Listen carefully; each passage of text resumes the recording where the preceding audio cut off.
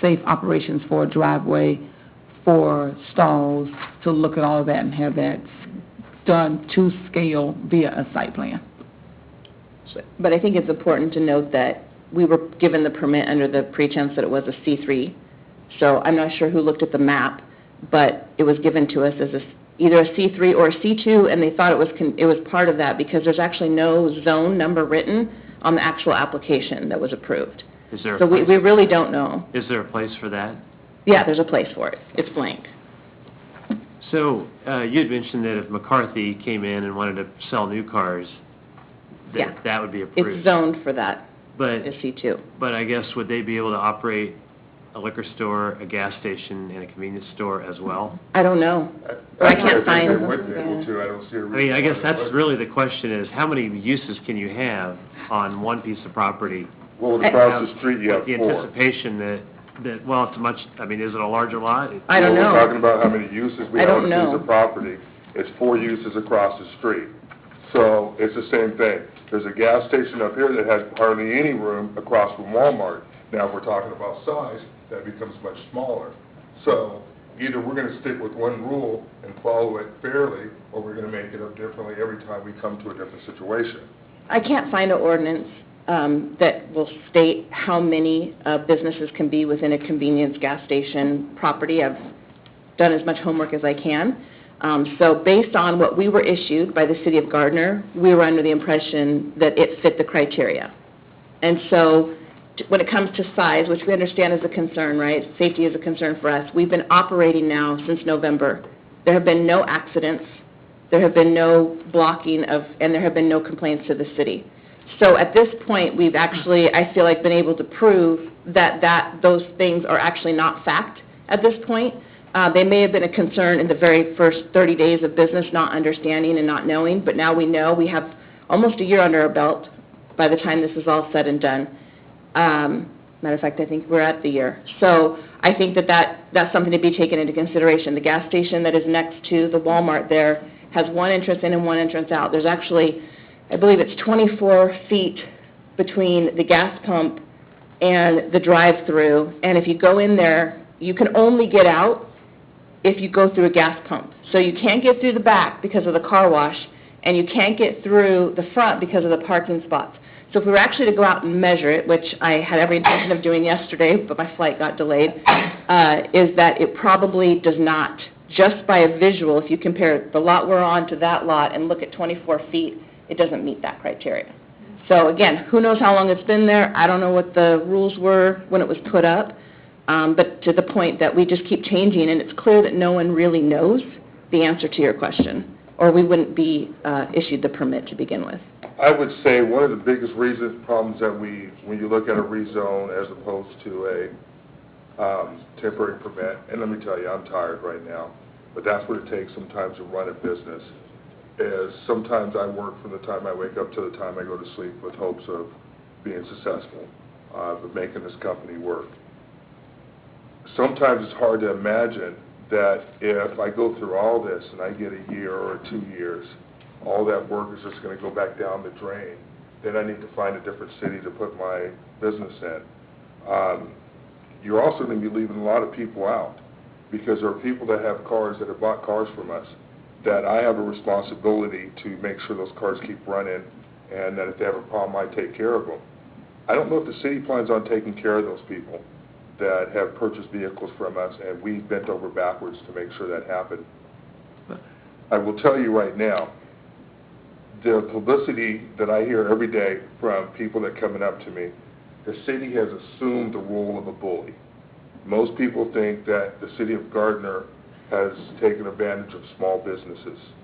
Now, when I originally came to the city and I talked to Cheryl and I talked to Mike on this, the perception I received was the city made a mistake and it's too damn bad. The city can make the mistake and the city has no responsibility for their mistakes. They can turn back around and make a mistake, kick us off, and whatever money that we spent, it's too bad, is lost. I don't think the city should assume the responsibility of the bullies. You had a bunch of attorneys in here earlier. One thing nobody ever talked about is how does your community view you? And I can tell you, if you go out and ask some of the people some of the small businesses, how they view the city, I think it's going to be a different wake-up call for all of us. So where's Mr. Singh? I mean, is it He was not normal able to- have the lessor of a property present? He was not able to attend tonight due to I mean, his... this is his deal. It's his land, it's his Well, property. and I've been speaking on behalf of Mr. Singh from the get-go. He's been present for every meeting that we've had. But his He wasn't private required he wasn't required to be present tonight. We asked to have an opportunity to speak based on the last meeting. Mr. Singh's been present. He's given his 2 cents all the way along. We're speaking on behalf of Mr. Singh here tonight because this is the rezone that he has filled out the request for, that he is asking to be put through tonight. He was not able to get away to attend the meeting tonight. Attendance is not required. Well, true, but I mean, I guess this is a public comment period, and we're debating with the petitioner, which isn't the landowner. So I guess there's a question as to what's the...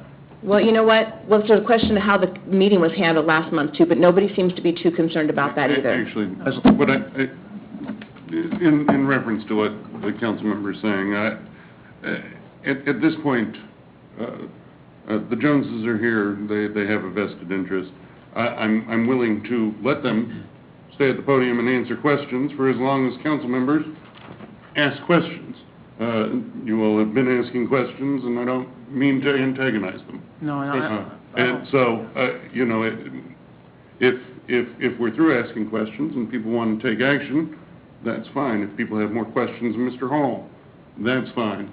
If you have more questions of the Joneses, I'm okay with allowing that. However, if we're through, I think they're happy with the information that they were able to relay to us, and I think we're ready to move forward. Actually, I did have a couple of questions. Certainly. I have a question, too. And thank you very much, Mr. and Mrs. Jones. I understand you've been, it's been a bad situation for everybody, and I think that we all can recognize that and agree. I just had three really quick questions of you. First of all, obviously there's a very limited amount of vehicles that can be placed on that lot physically. I mean, I live in that area of the city. I live in Evergreen Park, which is just north of the station. I pass it every day, or darn close to every day when I go to work or if I have to get up to Kansas City. And I don't see more than 10. I think there's maybe 10 vehicles in there at most. I think 15 has been the max we've parked on the lot. And there have been a couple of times where I've had to, you know, maneuver my vehicle to get around vehicles to be able to get gas. It's been not very often, but there have been times I've had to do that. I don't know of any circumstance that I've ever been involved with, either as a private citizen or as a member of a governing body, where you've had a car lot sitting in an active gas station. Now, I've seen car lots in former gas stations where they've excavated the tanks and you know, gotten rid of the pumps and everything else that it takes to get them from the reservoirs up to the pumps for retail dispensing. But I don't know. And my question is there an engineering issue with having vehicles sitting on top of active gas reservoirs that have combustible fuel in them? I mean, Wouldn't they drive over them every day?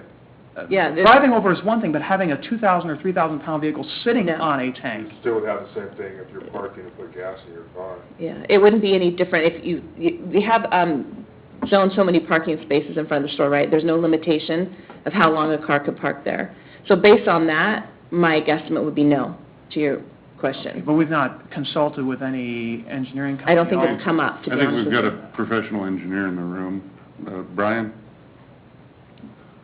I mean, I hate to pull you into this, but could you speak to the council member's I mean, I couldn't question? honestly tell you because no one's asked, but I would guess. If the tanks are underground, I mean, they should have been properly compacted around and designed in such a way that the live loads or a dead load of a vehicle sitting on top of it wouldn't impact the tank. Okay. I'd be pretty comfortable with parking over it. Okay, I appreciate that, Brian. Thank you very much. The second question is, with such limited inventory space on the lot, where are you storing excess inventory? In other words, cars you've purchased. We don't have excess inventory at this point. Are you talking, trade-ins go behind the building and then they're picked up by salvage yards or they get sent to